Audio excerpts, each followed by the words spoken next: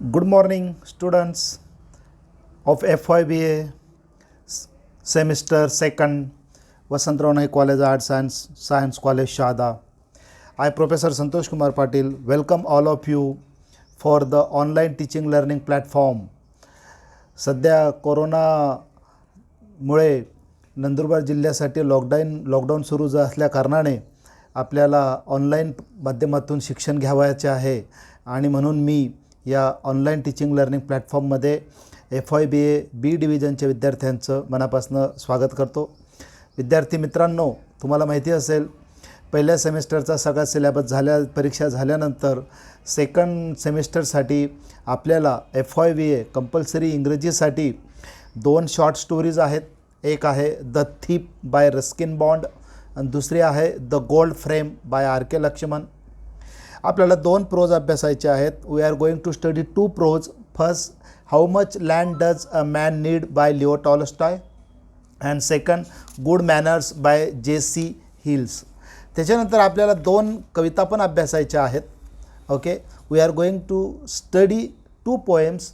First, the Fehling of the banyan tree by Dilip Chitre and second, if by Rudyard Kipling. आणि सगळ्यात शेवटी आपल्याला 2 writing skill अभ्यासायचे आहेत. पहिला आहे नॅरेशन आणि दुसरा आहे समरायझिंग. विद्यार्थी मित्रांनो, हे आपल्याला 4ही हे जे आपल्याला सबसेक्शन्स आहेत किंवा सेक्शन्स आहेत, युनिट्स आहेत, त्याच्यामध्ये प्रत्येकी आपल्याला 2-2 पार्ट्स अभ्यासायचे आहेत. त्याच्यामध्ये पोएट्री, प्रोज, रायटिंग स्किल्स आहेत, ओके, आणि शॉर्ट स्टोरीज आहेत. तर पैकी आपल्याला ज्या 2 कविता अभ्यासायच्या आहेत त्याच्यातली पहिली कविता जी आहे the Fehling of the banyan tree, या कवितेला मी ह्या तुमच्या लेक्चरमध्ये हार्दिक स्वागत करत आहे. The poem is by Dilip Chitre. अत्यंत सुप्रसिद्ध अशा पद्धतीचे ते लेखक आहेत दिलीप चित्रे. तर त्यांच्या the Fehling of the banyan tree ही कविता आपण शिकणार आहोत by Dilip Chitre. Okay, Dilip Chitre is a very famous cartoonist, famous writer, Marathi writer, bilingual writer. 2 भाषांमध्ये त्यांनी मराठी आणि इंग्रजीमध्ये अत्यंत विपुल अशा पद्धतीचं लिखाण केलेलं आहे. खूप सुप्रसिद्ध असे कवी आहेत. तर आणि ही कविता जी त्यांची आहे ही मराठी आणि इंग्लिश या 2 भाषांमध्ये भाषांतरित झालेली आहे. आता ही कविता जी आहे it is about environment and the protection of the environment. आता पहा, what is the title? The felling. Felling म्हणजे पडणे. ओके, ऑफ द बनियान. बनियान म्हणजे वडाचे झाड. Okay, so here the poet gives his childhood experience of the Fehling of the banyan tree when he was living at Baroda. When he was a child and his father ordered to cut the banyan tree in his courtyard. Courtyard म्हणजे अंगण, churchyard, and he witnessed all that horrorful experience. त्याने स्वतः आपल्या डोळ्यांनी हा अत्यंत भयानक असा अनुभव पाहिला होता आणि आपल्या घरासमोर असलेलं वडाचं झाड पडण्याचा आणि त्याच्या मनावर एक विशिष्ट परिणाम झाला होता, तो त्याने तिथे वर्णन केलेला आहे. या कवितेमध्ये कवी प्रामुख्याने की एन्व्हायरमेंट जे आहे, पर्यावरणाची गरज जी आहे ती किती मोठ्या प्रमाणात आहे. आपण 200 वर्ष त्यांच्या अंगणातलं हे झाड जे होतं हे 200 वर्षापूर्वीचं झाड होतं. It was 200 years old. आणि 200 वर्षापूर्वीचं झाड, 200 वर्षाचं झाड आले त्याच्या वडिलांच्या मना एका दिवसात तोडून टाकलं. कवी लहान होते, ते काही करू शकले नाही, ते पाहत राहिले. परंतु ते झाड तुटल्याने फक्त झाडच नाही तर त्या झाडावर असलेले अनेक पक्षी, आणि तुम्हाला माहिती असेल बनियान. बनियान म्हणजे वड. वडाचं झाड हे अत्यंत प्राचीन असतं, मोठं असतं आणि दीर्घायुष्य असतं. आणि त्या झाडावर मोठ्या प्रमाणामध्ये फ्लोरा, फाउना, बर्ड्स, पक्षी राहत असतात, त्यांची घरटे असतात. ती एक प्रकारे पर्यावरणाची इकॉलॉजी असते. आणि जेव्हा झाड पडलं तेव्हा ते सगळे पक्षी निराश्रित झाले, निराधार झाले. म्हणजे ते स्वतः पण घर सोडून निघून गेले बडोद्यावरनं मुंबईला, आणि त्या वडाच्या झाडावरती जे काही पक्षी होते, जे अवलंबून होते, ते सुद्धा ते वडाचं झाड तोडल्यामुळे, कापल्यामुळे निघून गेलेत. आणि अशा पद्धतीने कवी ह्या कवितेमधून एक आपल्या बालपणाचा अत्यंत वाईट आणि कटू अनुभव सांगत आहे. तर आपण, जर तुमच्याकडे पुस्तक असेल मित्रांनो, सिल्वर लायनिंग हे जर तू असेल तर तुम्ही लायब्ररीतनं घ्या ती कॉपी, कारण आपण रेग्युलर पिरियड्सला सुरुवात करणार आहोत. आणि कविता आणि प्रोज लेसन, स्टोरी शिकवत असताना तुमच्यासमोर जर पुस्तक राहिलं तर ते तुम्हाला अंडरस्टँडिंग करायला अत्यंत सोपं होईल. ओके, म्हणून जर तुम्ही मिळवलं तर खूप बेटर राहील. नाही मिळवलं तरीसुद्धा, जर तुम्हाला काही अडचण असेल, कोविड पॅन्डेमिकमुळे महाविद्यालयात जाणं शक्य नसेल, तरीसुद्धा आपण line to line prose, stories आणि कविता शिकणारच आहोत. तर चला सुरुवात करूया आपण लाईन टू लाईन कवितेला शिकायला. तर कवी म्हणतो पहिल्या लाईनीमध्ये, my father told the tenants to leave. Tenant म्हणजे भाडेकरू. जेव्हा ते बडोद्याला राहायचे ना, तेव्हा त्यांच्या घरामध्ये खूप मोठे भाडेकरू राहायचे. आणि त्याच्या वडिलांनी सांगितलं की मला हे वडाचं झाड तोडायचं आहे आणि घर पण तोडायचं आहे, शिफ्ट व्हायचं आहे, तर तुम्ही घर सोडून निघून जा. Who lived in the houses surrounding our house on the hill. कवीचं घर कुठं होतं? त्यांचं घराच्या मागे खूप मोठी टेकडी होती, तिथे आजूबाजूला अजून दुसरी छोटी मोठी घरं होती, तिथे अनेक प्रकारचे भाडेकरू राहायचे, टेनांट्स. त्या सगळ्यांना कवीच्या वडिलांनी सांगितलं की तुम्ही आता घर सोडून निघून जा, कारण मला या घराच्या अंगणामध्ये असलेलं खूप मोठं 200 वर्षापूर्वीचं वडाचं झाड तोडायचं आहे आणि मला स्वतःलासुद्धा बॉम्बेला शिफ्ट व्हायचं आहे.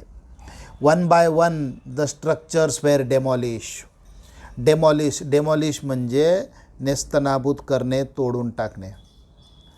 वन बाय वन, एक एक घर सगळं आजूबाजूचं जाण्याच्या पूर्वी माझ्या वडिलांनी घरं तोडायला सुरुवात केली.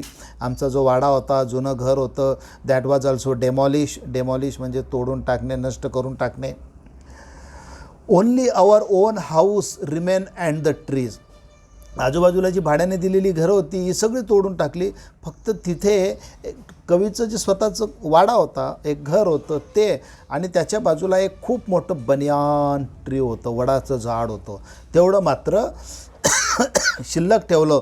आणि कवीच्या वडिलांनी, the father of the poet order to demolish, to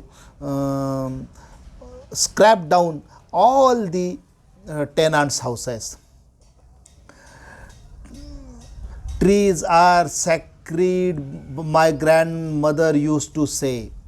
माझी आजी सांगायची, म्हणजे त्या कवींची आजी सांगायची की the trees are sacred. Sacred म्हणजे पवित्र, सॅक्रेड पवित्र. ती वडिलांची पूजा करायची. इट इज द, आता ह्या कवितेमध्ये कवीने 2 जनरेशन गॅप पण दाखवलेला आहे की जुन्या पिढीतल्या लोकांचा झाडांकडे पाहण्याचा, निसर्गाकडे पाहण्याचा पवित्र दृष्टिकोन, आणि नवीन पिढीतील लोकांचा झाडांकडे पाहण्याचा प्रोफेशनल दृष्टिकोन, याची तुलना ह्या कवितेमध्ये केलेली आहे. कवीची जी आजी होती, that represents the old generation, worship the old trees, बनियान ट्रीज. तिनेच ते लावलेलं झाड होतं आणि त्या झाडाची ती नेहमी दररोज पूजा करायची. Felling them is a crime but he massacred them all. त्यांना तोडून टाकणं हा खूप मोठा क्राईम होता, पण माझ्या वडिलांनी कसताही विचार न करता मॅसॅड म्हणजे कत्तल करणे. माझ्या वडिलांनी त्या सगळ्या झाडाची कत्तल करून टाकली. त्यांच्या अंगणामध्ये कोणती कोणती झाडं होती? The shevga, the audumbar, the neem were all cut down, but the huge banyan tree stood like a problem. छोटी मोठीची दुसरं झाडी होती, शोगाची झाडं होती, औदुंबराची झाडं होती, नीम ट्रीज होती. These trees were easily cut down, but there was a very big 200 year old banyan tree. It was a very very huge and vast. Huge म्हणजे मोठं, आणि ते लाईक अ प्रॉब्लेम होतं. Whose roots lay deeper than all our lives. त्याची जी roots होती ना, roots म्हणजे मुळं, ही आमच्या आयुष्यापेक्षा सुद्धा खूप मोठी होती, 200 वर्षापासूनची होती. My father order it to be removed. माझ्या वडिलांनी आदेश दिला की हे झाड तोडून टाकायचं, या सगळ्या मुळा तोडून टाकायचा. The banyan tree was 3 times tall as our house. आमच्या घरापेक्षा 3 पटीने मोठं होतं ते. हा ऑब्जेक्टिव्ह प्रश्न येऊ शकतो बरं वार्षिक परीक्षेत. मी ते आपण पुढे डिस्कस करणारच आहोत, परंतु तरीसुद्धा लक्षात ठेवा. 3 वेळा मोठं असलेलं झाड तोडून टाकलं. इट्स ट्रंक, त्याची जे मोठं खाली खूप मोठं खोड होतं, ट्रंक म्हणजे खोड, had a circumference of 50 feet. ते जे खोड होतं ना वडाच्या झाडाचं, त्याचा सर्कम्फरन्स घेर, सर्कम्फरन्स म्हणजे घेर, सर्कम्फेरन्स हा किती होता? 50 फूट एवढा मोठा होता. 50 फूट भरेल एवढा मोठा घेर त्या वडाच्या झाडाचा होता, सर्कम्फरन्स होता. Its surging aerial roots fell to the ground. वडाच्या झाडाच्या ज्या पारंब्या होत्या त्या रूट्समध्ये गेलेल्या, त्या सगळ्या झाड तोडल्यामुळे ग्राउंडवर पडल्या. From 30 feet or more, so first they cut the branches. त्या वडाच्या झाडाच्या पारंब्या ज्या होत्या ना त्या जवळजवळ 30-30 फूट लांब होत्या रूटसुद्धा, आणि त्या सगळ्या त्यांनी कापून टाकल्या. Sowing them of for 7 days and the heap was huge. ते झाड तोडायला एकूण 7 दिवस लागले. आणि हीप म्हणजे ढीक, झाडाचा खूप मोठा ढीक त्या लाकडांचा तिथे पडलेला होता. तर गोष्टी लक्षात ठेवा मित्रांनो, की झाडाचा घेर 50 फुटाचा होता, झाड 200 वर्षाचं होतं, आणि तोडायला 7 दिवस लागले. त्याच्या पारंब्या ह्या 30-30 फूट लांब होत्या. म्हणजे वार्षिक परीक्षेमध्ये तुम्हाला जे ऑब्जेक्टिव्ह प्रश्न आलेत तर त्याच्यामध्ये अशा पद्धतीने उत्तरं तुम्हाला आली पाहिजेत. तर म्हणून मी तुम्हाला हे ऑनलाईन टीचिंग लर्निंग प्लॅटफॉर्ममध्ये एक डिजिटल खडू आणि फळा ब्लॅकबोर्डच्या माध्यमातून शिकवत आहे. Insects and birds began to leave the trees. तर हे जेव्हा तोडलं गेलं तेव्हा तिथं कोण कोण निराश्रित झालं? इन्सेक्ट्स म्हणजे किडे, बर्ड्स, कारण ही एक इकॉलॉजी आहे, पर्यावरण आहे. सगळे बिचारे निराश्रित झाले, त्यांनी आपलं घर सोडायला सुरुवात केली. And then they came to its massive trunk. त्यांनी खूप मोठं त्याचं जे मॅसिव्ह म्हणजे एकदम मोठी अवाढव्य ती जी मोठं खोड होतं, बुंदा, मॅसिव्ह ट्रंक, तो त्यांनी तोडून टाकला. तोडण्यासाठी किती माणसं लागली? 50 men, 50 माणसं लागली. विथ ॲक्सेस चोपडं अँड चोपडं, चोपडं म्हणजे तोडून टाकणे, तोडून टाकणे. 50 माणसं लागली. 7 दिवस एवढं मोठं वडाचं झाड होतं ते. The great tree reveal it's rings of 200 years. किती वर्षाचं झाड होतं? 200 वर्षापूर्वीचं झाड होतं, जुनं झाड, आणि तोडायला फक्त लागले 7 दिवस. We watch in terror. कवी अत्यंत भीतीने हे सगळं पाहत होता. त्याला ते अत्यंत मनामध्ये भीती होती.